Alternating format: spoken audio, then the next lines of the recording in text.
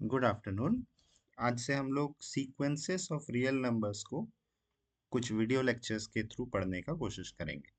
Sequences एक बहुत ही important part है रियल नंबर्स का, और इसमें हम लोग रियल नंबर्स के कलेक्शंस के बारे में पढ़ेंगे। कलेक्शंस जैसे हम लोग सेट पढ़ रहे थे उससे थोड़ा सा अलग होगा। क्या अलग होगा वो हम लोग धीरे धीरे समझेंगे। सीक्वेंसेस ऑफ रियल नंबर्स, मान लो एक हम कलेक्शन बना रहे हैं जिसमें पहला नंबर है 2, फिर है 4, 6, 8। मान लो हम फर्स्ट नंबर को A1 बोल रहे हैं, सेकंड को A2, थर्ड को A3, फोर्थ को A4, और हम ये पता करना चाह रहे हैं कि इसमें कोई भी नंबर जो होगा वो कितना होगा। जैसे A5 जो है वो कितना होगा। अगर हम इन नंबर्स को ऑब्जर्व करें तो हमको डायरेक्टली दिख रहा है कि पहला नंबर है 2, मीन्स 1। फर्स्ट एलिमेंट है 2, तो 1 के लिए 2 इमेज है। नेक्स्ट इज 2 के लिए 4, 3 के लिए 6, 4 के लिए 8, तो 5 के लिए हो जाएगा 10। तो इस मैपिंग को अगर हम समझ लें कि हो क्या रहा है, तो हम किसी भी एलिमेंट को बता सकते हैं कि कितना होगा। जैसे कि A50 कितना होगा, यहाँ पे A50 यहाँ 100 हो जाएगा। सिमिलरली A500 1000 हो जाएगा, A1000 2000 हो जाएगा। इन जनरल यहाँ an कितना होगा, 2n। ठीक है। तो इस तरह का जो कलेक्शन बन रहा है, 1 के लिए एक एलिमेंट, 2 के लिए एक एलिमेंट, इस तरह से हर एक नेचुरल नंबर n के लिए एक एलिमेंट, तो वो कलेक्शन एक सीक्वेंस कहलाता है। और उस टोटल कलेक्शन को हम कुछ इस तरीके से an विद इन ब्रैकेट्स लिखेंगे। ठीक है। तो इस कलेक्शन में हम बहुत सारा चीज जानना चाहते हैं कि ये अल्टीमेटली जैसे यहाँ बढ़ रहा है, 2 4 6 8 करते करते जब हम n टेंस टू इन्फिनिटी करेंगे तो ये वैल्यू 2n भी इन्फिनिटी को, पॉजिटिव इन्फिनिटी को टेंड कर जाएगा। तो क्या ये हमेशा ऐसा ही होगा या किसी फाइनाइट नंबर पे टेंड कर सकता है? ऐसे कुछ क्वेश्चंस को हम लोग देखने का कोशिश करेंगे। मान लो एक और सीक्वेंस है जिसको हम डिफाइन कर रहे हैं बाय द रूल 1/n। तो पहला टर्म वुड बी 1/1 यानी 1। सेकेंड टर्म इसका हो जाएगा 1/2। थर्ड टर्म हो जाएगा 1/3। अगर ऑब्जर्व करो तो ये 1 से स्टार्ट होके डिक्रीज कर रहा है, A4 हो जाएगा 1/4। और डिक्रीज करके ये कहाँ तक जाएगा, जब हम n टेंस टू इन्फिनिटी करेंगे तो ये टेंस टू 0 कर जाएगा। तो मिनिमम वैल्यू जो है वो 0 से बड़ा है, मतलब टेंस टू 0 है लास्ट तक, एंड मैक्सिमम वैल्यू 1 से स्टार्ट हुआ था। तो ये 0 और 1 के बीच में लाई कर रहा है। पहले वाले सीक्वेंस में an equal to 2n tend कर जा रहा था पॉजिटिव इन्फिनिटी तक, यहाँ पे ये 0 पे टेंड कर रहा है। तो ये जो चीज़ है 0, अगर ये फाइनाइट नंबर रहा तो हम बोलेंगे कि ये इस सीक्वेंस का लिमिट है। ठीक है। सीक्वेंस को हम डिफाइन कैसे करेंगे? सीक्वेंस जैसा हम लोगों ने यहाँ पे देखा कि हर एक नेचुरल नंबर के लिए एक इमेज है, तो हम इसको एज ए फंक्शन या एज ए मैपिंग डिफाइन कर सकते हैं। A mapping whose domain is the set n of natural numbers, है ना। डोमेन में नेचुरल नंबर्स होंगे, हर एक नेचुरल नंबर के करेस्पॉन्डिंग एक इमेज होगा, तो वो सीक्वेंस कहलाएगा। A mapping whose domain is the set of natural numbers। उसको डिनोट हम लोग कुछ इस तरीके से कर सकते हैं, या किसी बुक्स में ऐसे भी करेंगे। ए एन के जगह कुछ और ले सकते हैं, B N, C N, F N, कुछ भी इस तरह का भी सिंबल यूज हो सकता है। इन पर्टिकुलर हम लोग रियल सीक्वेंसेस पढ़ेंगे जहां जो भी नंबर्स आ रहे हैं वो रियल नंबर्स, मतलब इसका जो कोडोमेन होगा that would be a subset of are.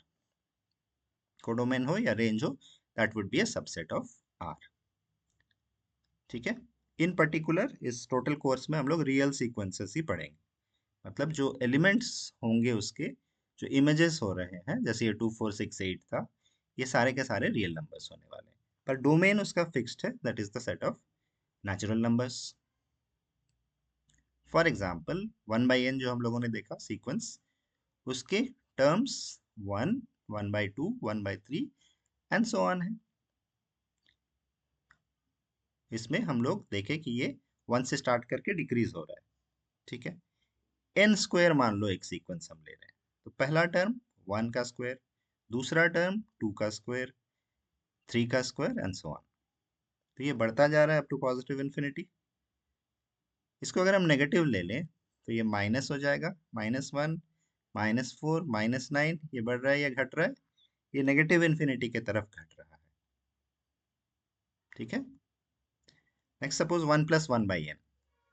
पहला टर्म 1 + 1 यानी 2, दूसरा टर्म 1 + हाफ, तीसरा टर्म 1 + 1/3। ये बढ़ रहा है या घट रहा है?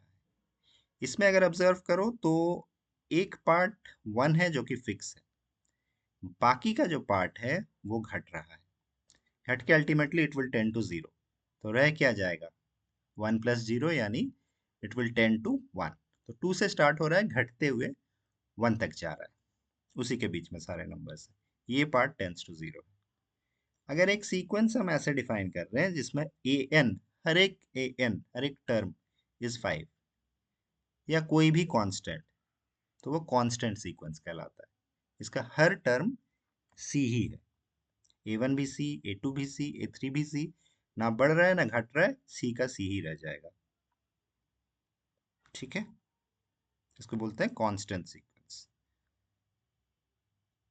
मान लो -1 टू द पावर n, इसका पहला टर्म कितना होगा? -1 का पावर 1 यानी कि -1। सेकेंड टर्म -1 का पावर 2 यानी कि +1। फिर -1 का पावर 3, -1 प्लस, फिर +1, -1, इस तरह से ये ऑल्टरनेट करता रहेगा। बेसिकली -1 और 1 के बीच में ये घूम रहा है। Next suppose -1 to the power n को हम n से मल्टीप्लाई भी कर रहे हैं। पहला टर्म में 1 से मल्टीप्लाई होगा तो -1 ही रह जाएगा। दूसरा टर्म में +1 इंटू 2 यानी 2। तीसरे टर्म में -1 इंटू 3 यानी -3 एंड सो ऑन। इसको अगर ऑब्जर्व करो तो जो ऑड टर्म्स है, -1, -3, -5, -7, इस तरह से हो रहा है, यानी माइनस इन्फिनिटी की तरफ जा रहा है। और जो इवन टर्म्स है वो 2, अगला में 4, फिर 6, उस तरह से होगा, वो पॉजिटिव इन्फिनिटी की तरफ जा रहा है। मतलब हम माइनस इन्फिनिटी और प्लस इन्फिनिटी के बीच में यहाँ पे ऑसिलेट करते रहेंगे। देखो इन सबको हमने एक जगह पे लिख लिया है, सातों सीक्वेंसेस को। पहला 1/n, फिर n² -n², 1 + 1/n कांस्टेंट, और ये दोनों जो ऑसिलेट कर रहे हैं, -1 to the power n and -1 to the power n into n। ठीक है, इनको यूज करके हम लोग कुछ बेसिक कॉन्सेप्ट्स देख लेते हैं आज, जो कि यूज करेंगे हम लोग बाद में। पहला कॉन्सेप्ट है range of A sequence.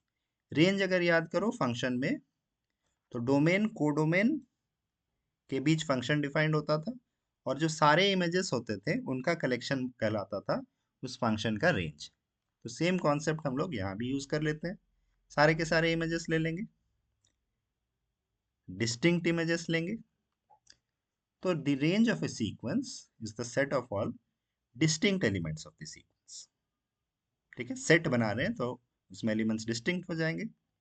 Sequence में सेम हो सकते थे, जैसे कांस्टेंट सीक्वेंस देखो, उसका हर टर्म सी है ना, लेकिन जब रेंज लेंगे तो एक ही बार सी लेंगे। सारे का रेंज निकालते हैं, पहले सीक्वेंस का रेंज। इसमें तो सारे एलिमेंट्स अलग अलग आ रहे हैं, 1, 1/2, 1/3, 1/4, इस तरह से। तो सारे को हमको लेना पड़ेगा रेंज में। ठीक है, एक इनफाइनाइट सेट बन रहा है। सेकेंड में 1, 4, 9, इस तरह से। थर्ड में -1, -4, -9, इस तरीके से। फोर्थ में फिर से सारे डिफरेंट है, ऐसा कुछ आएगा। फिफ्थ में सारा का सारा टर्म सी है, तो डिस्टिंक्ट एलिमेंट्स ले रहे हैं तो एक ही बार सी। तो इसके रेंज में एक ही एलिमेंट। ऐसा हो सकता है कि रेंज में फाइनाइट नंबर ऑफ एलिमेंट्स हो, लेकिन जो सीक्वेंस है उसमें हमेशा हर नेचुरल नंबर का इमेज है, यानी हर नेचुरल नंबर यानी इनफाइनाइट नंबर ऑफ एलिमेंट्स होंगे। ठीक है, तो सीक्वेंस में हमेशा इनफाइनाइट नंबर ऑफ एलिमेंट्स, लेकिन उसका रेंज फाइनाइट हो सकता है। नेक्स्ट जो सीक्वेंस है उसका रेंज क्या होगा? इसमें दो ही एलिमेंट्स रिपीट हो रहे हैं, -1 और +1। तीसरा इसके नेक्स्ट वाला फिर से सारे के सारे एलिमेंट्स अलग हैं, तो इस तरह से हम लोग रेंज निकालते हैं किसी सीक्वेंस का, क्या क्या एलिमेंट होगा वो देख लेना है।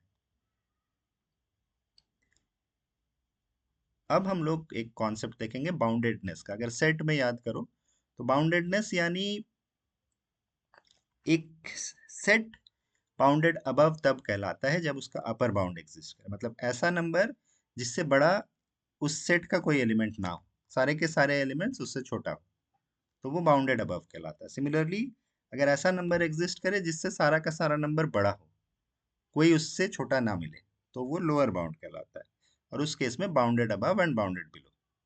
यहाँ भी सेम कॉन्सेप्ट हम लोग यूज कर रहे हैं। बाउंडेड अबव सीक्वेंस यानी ऐसा सीक्वेंस जिसके लिए ऐसा रियल नंबर m एग्जिस्ट करेगा जिससे इस सीक्वेंस के सारे टर्म्स छोटे होंगे। an is less than equal to capital M for all n belonging to n। उस केस में ये सीक्वेंस बाउंडेड अबव सीक्वेंस कहलाएगा, ऊपर से बाउंडेड है, तो ऐसा एलिमेंट अपर बाउंड मिल जा रहा है कैपिटल M जिसको ये क्रॉस नहीं कर रहा, उससे छोटा ही रह रहा है। सिमिलरली बाउंडेड बिलो में ऐसा रियल नंबर स्मॉल m मिलेगा जिससे ये सारे के सारे टर्म्स बड़े होंगे, उससे छोटा कोई टर्म नहीं है। ठीक है, बाउंडेड अबव बाउंडेड बिलो अगर दोनों हो तो हम बोलेंगे कि सीक्वेंस इज बाउंडेड, दोनों तरफ से बाउंडेड। ठीक है, तो दो रियल नंबर्स मिलेंगे, एक लोअर बाउंड के लिए एक अपर बाउंड के लिए, उनके बीच में इसके सारे टर्म्स होंगे। अगर मॉड ले लो तो एक ही यूज करके लिख सकते हैं, mod an is less than equal to m। ठीक है, इस केस में इसका जो रेंज होगा वो बाउंडेड सेट होगा, range of the sequence is bounded. तो बाउंडेड सीक्वेंस का कॉन्सेप्ट ध्यान में रहे कि उसके सारे के सारे टर्म्स, कोई भी टर्म इन्फिनिटी तक नहीं पहुंच रहा है, मतलब किसी दो फाइनाइट नंबर्स के बीच में ही रह रहा है, तो उस केस में हम बोलेंगे सीक्वेंस बाउंडेड है। इनमें देखते हैं कौन सा बाउंडेड है कौन सा अनबाउंडेड है। पहला सीक्वेंस 1/n हर टर्म 0 और 1 के बीच में लाई कर रहा है, बाउंड्री मिल गया, बाउंडेड है, लोअर बाउंड भी मिल गया, अपर बाउंड भी मिल गया, तो ये बाउंडेड सीक्वेंस। दूसरे सीक्वेंस में इसके टर्म्स बढ़ रहे हैं पॉजिटिव इन्फिनिटी की तरफ, तो अपर बाउंड नहीं मिल रहा है, लोअर बाउंड है 1, तो ये अनबाउंडेड सीक्वेंस। नेक्स्ट वाले में माइनस इन्फिनिटी की तरफ बढ़ रहा है, अपर बाउंड है, तो -1 से हर एक टर्म छोटा है लेकिन नेगेटिव इन्फिनिटी तक जा रहा है, तो अनबाउंडेड। नेक्स्ट इसमें, इसको हम लोग अभी अभी देखे, 2 और 1 के बीच में लाई कर रहा है, तो ये bounded sequence. Constant sequence c और c के बीच में ही लाई कर रहा है, तो ये बाउंडेड। नेक्स्ट ये -1 और 1 के बीच में लाई कर रहा है, ये भी बाउंडेड।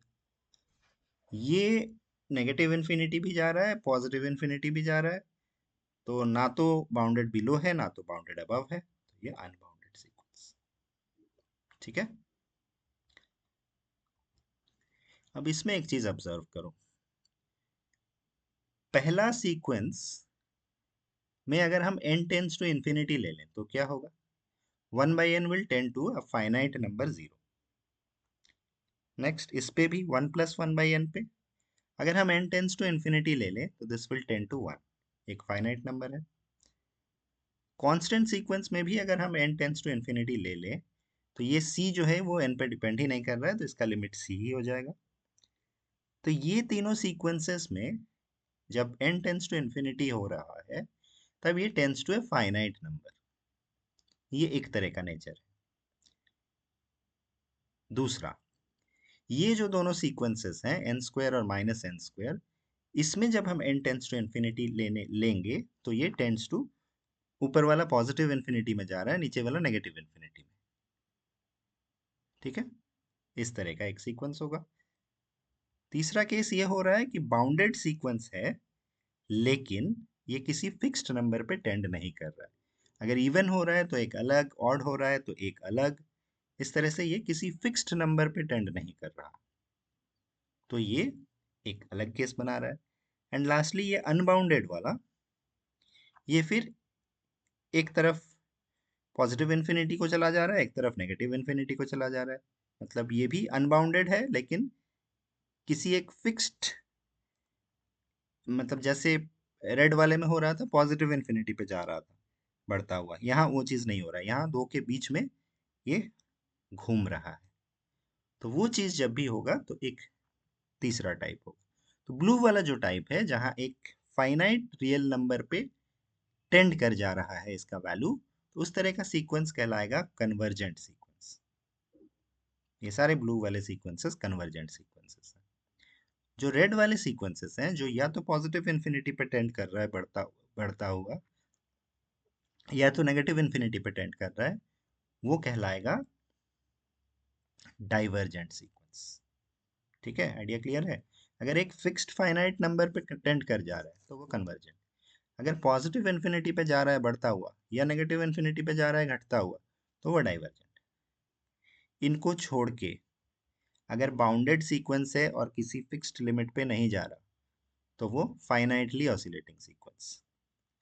अगर अनबाउंडेड सीक्वेंस है और पॉजिटिव इन्फिनिटी या नेगेटिव इन्फिनिटी में से किसी एक पे नहीं जा रहा, ऑसिलेट कर रहा है, तो वो इनफाइनाइटली ऑसिलेटिंग सीक्वेंस। ठीक है, तो बाउंडेड में दो केसेस, या तो कन्वर्जेंट या तो फाइनाइटली ऑसिलेटिंग। अनबाउंडेड में दो केसेस, या तो डाइवर्जेंट या तो इनफाइनाइटली ऑसिलेटिंग। ठीक है, इतना केस यहाँ बनेगा। अब हम लिमिट ऑफ ए सीक्वेंस किसको बोल रहे हैं, कन्वर्जेंट किस सीक्वेंस किसको बोल रहे हैं। अभी जो तो हम लोग देखें कि अगर एक फिक्स्ड वैल्यू पे टेंड कर जाए फाइनाइट वैल्यू पे, तो वो उसका लिमिट कहलाएगा एंड वो सीक्वेंस कन्वर्जेंट कहलाएगा। ठीक है, मान लो हम एक सीक्वेंस कंसिडर कर रहे हैं 1/n। सही से सुनना, इसका मैथमेटिकल डेफिनेशन आएगा यहाँ से। 1/n का लिमिट 0 है, जब n टेंस टू इन्फिनिटी है तो इसका लिमिट विल बी 0। टर्म्स कुछ इस तरीके से है, 1 1/2 1/3 1/4 सो ऑन। ये मान लो हमारा रियल लाइन है, लिमिट इसका 0 पे है। पहला टर्म 1 है, मान लो यहाँ है। दूसरा टर्म हाफ है, मान लो यहाँ है। तीसरा टर्म 1/3 है, मान लो यहाँ है। क्या हो रहा है, 0 की तरफ जा रहा है। अगला टर्म और थोड़ा इधर आएगा 1/4। उसके बाद के टर्म्स और थोड़े इधर आते जाएंगे। लिमिट है मतलब वो 0 की तरफ टेंड कर रहा है। ठीक है, इस तरीके से बढ़ते हुए, तो यहाँ पे अगर हम 0 से किसी पॉइंट का डिस्टेंस ले, मान लो 0 से 5 का डिस्टेंस कितना होगा, 5 होगा। 1 से 5 का डिस्टेंस कितना होगा, 5 - 1 4 हो जाएगा, है ना। तो अगर हम मान लो कि डिस्टेंस ले रहे हैं कुछ इतना से 1.5, हम ये पता करना चाह रहे हैं कि कितने टर्म्स का डिस्टेंस 0 से इस नंबर से छोटा है, 1.5 से छोटा है। क्या a1 इक्वल टू 1 का डिस्टेंस 1.5 से छोटा है? a1 इक्वल टू 1 का डिस्टेंस कितना है, 1 है, तो ये छोटा है। और अगर ऑब्जर्व करो तो इससे सारे के सारे एलिमेंट्स लेफ्ट में ही है, मतलब उनका डिस्टेंस घटता ही जा रहा है। तो अगर हम एप्सिलॉन इक्वल टू 1.5 लें, तो फर्स्ट टर्म से ही सारे के सारे टर्म्स का distance from the limit is less than epsilon.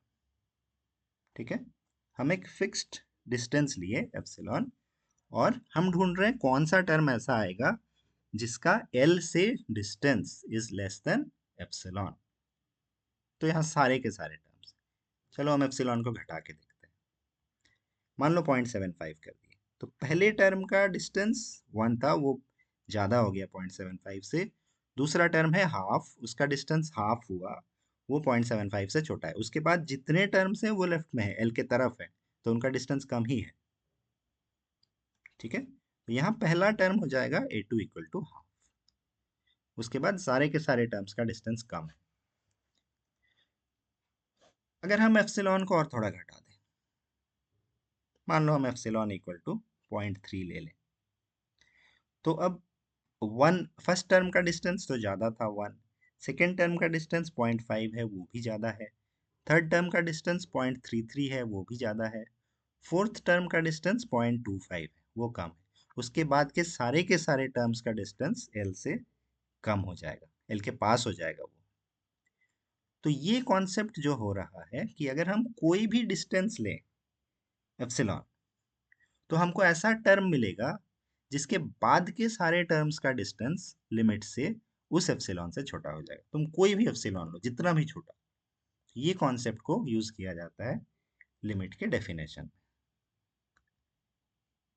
ठीक है, देखो कैसे डिफाइन कर रहे हैं। A sequence a n is said to be convergent to a limit l if given, क्या गिवन है? एप्सिलॉन, जो हम लोग यहाँ डिफाइन कर रहे थे।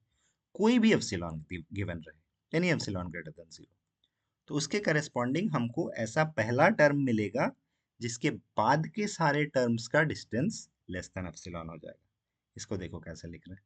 There exist a positive integer N naught, एक पहला term, such that distance between an and L is less than epsilon for all n greater than equal to n naught. n naught के बाद से सारे terms के लिए distance from L is less than epsilon. Distance के लिए हम लोग मॉड यहाँ ले रहे हैं क्योंकि मान लो नेगेटिव टर्म्स है, तो उसमें फिर डिस्टेंस जो होगा, जैसे -8 का डिस्टेंस फ्रॉम 0 तो +8 हो जाएगा, तो इसलिए वो मॉड से क्लियरली हमको मिल जाएगा। तो ये डेफिनेशन हो रहा है लिमिट ऑफ ए सीक्वेंस का।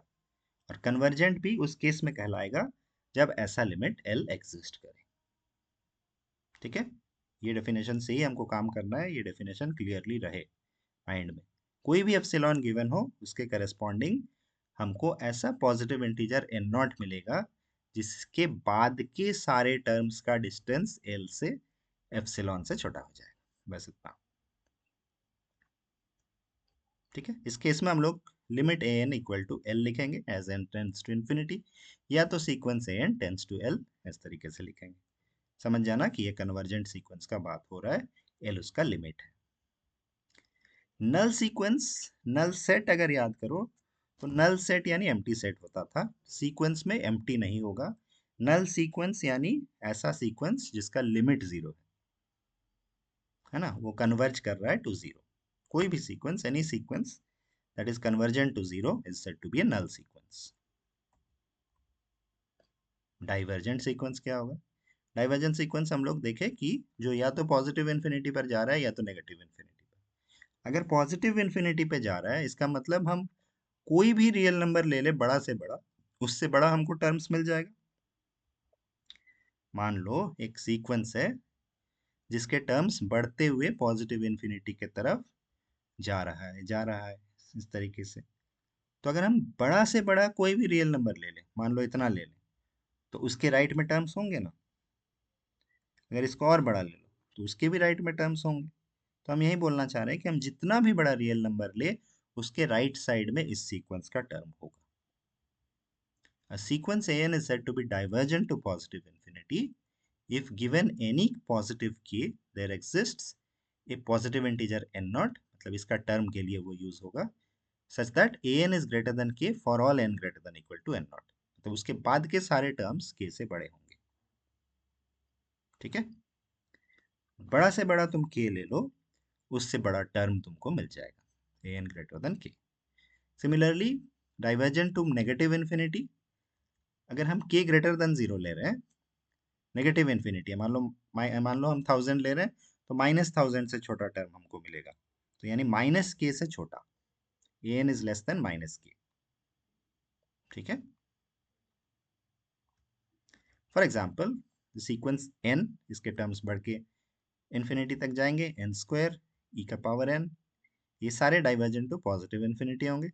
माइनस लगा दो तो वो डाइवर्जेंट टू नेगेटिव इन्फिनिटी।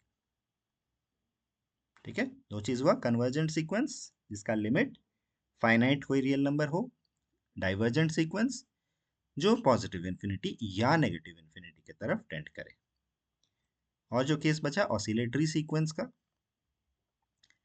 एक सीक्वेंस जो कि ना तो कन्वर्जेंट है ना तो डाइवर्जेंट।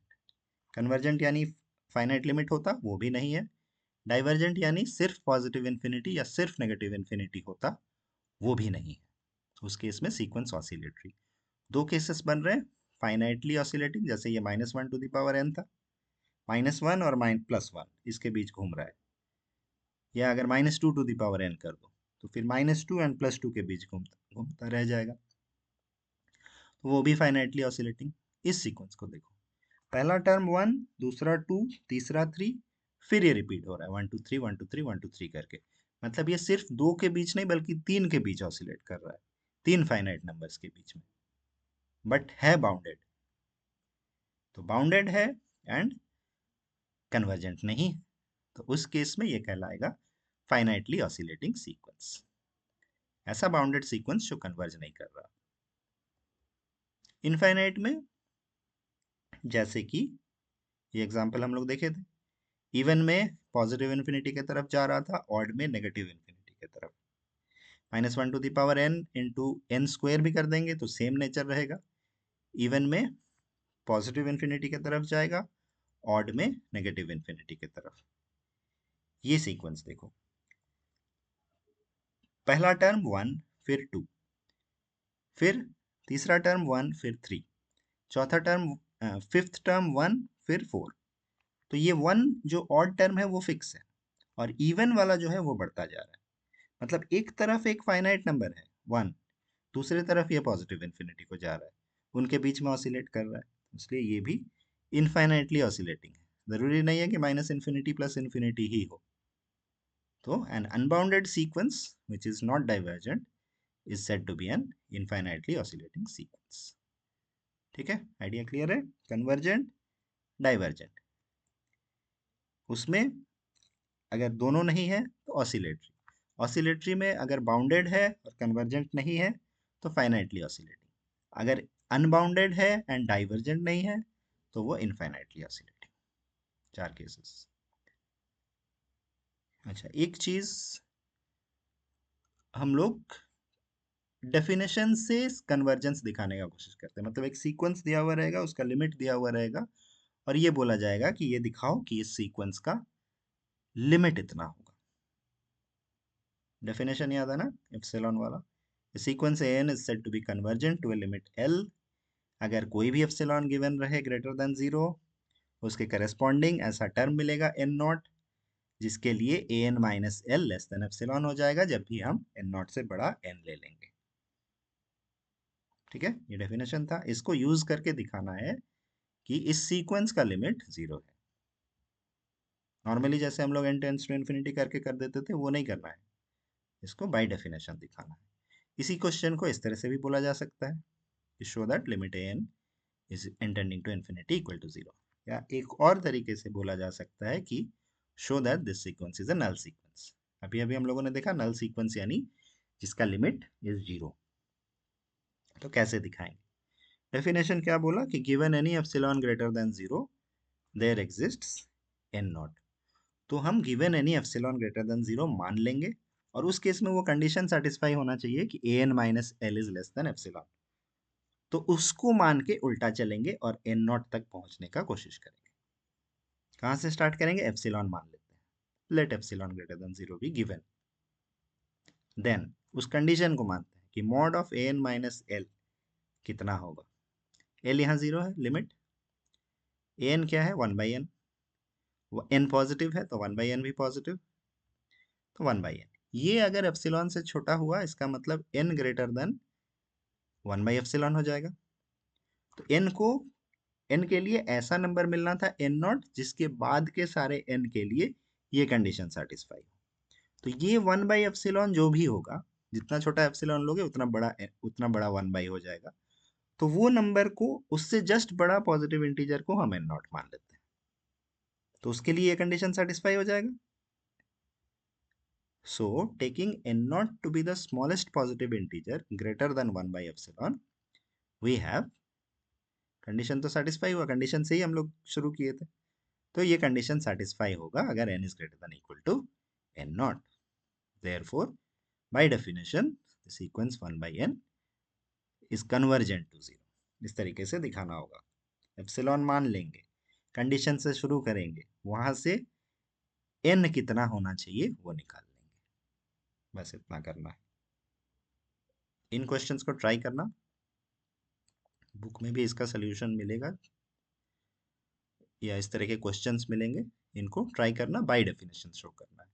1/n² सीक्वेंस के लिए, 2n+3/3n+4 सीक्वेंस के लिए, एंड √n+1 -√n के लिए। लास्ट वाले में रैशनलाइज कर लेना। ठीक है, आज यहाँ तक रहने दो, नेक्स्ट टाइम हम लोग कुछ रिजल्ट्स करेंगे। Thank you.